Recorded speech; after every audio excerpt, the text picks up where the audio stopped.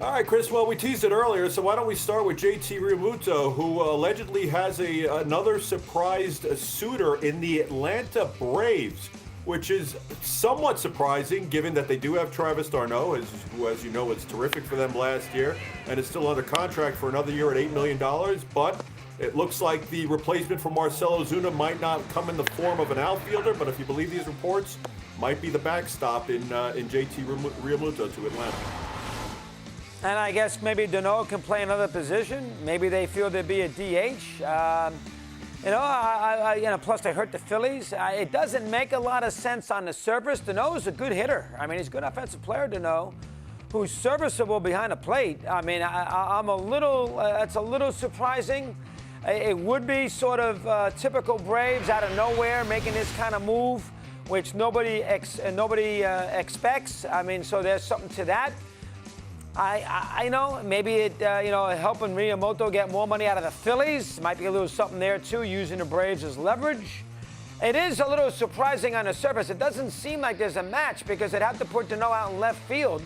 Realmuto's not going to play left field. Who knows on a DH? So they have to put d'Arnaud in the outfield, correct? Maybe at third base. Could they do that? I know he's played other positions. Maybe they could try that. No.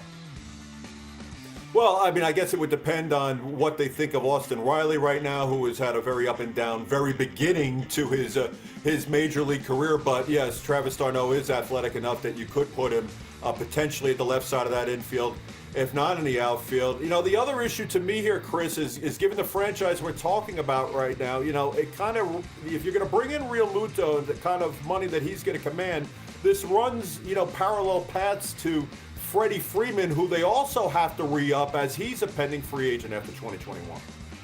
Yeah, it's a good point. But I think Freeman's negotiations are almost independent of anything they might do now. He is Mr. Brave.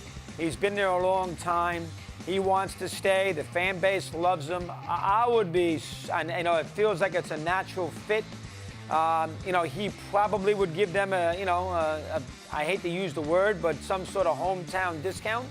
I'd be stunned if Freeman left Atlanta. I really would. He just feels like he's going to be a Brave for life. And I think the Braves know that they can reach a deal with him down the road. So I don't know if this affects that, to make a long story short.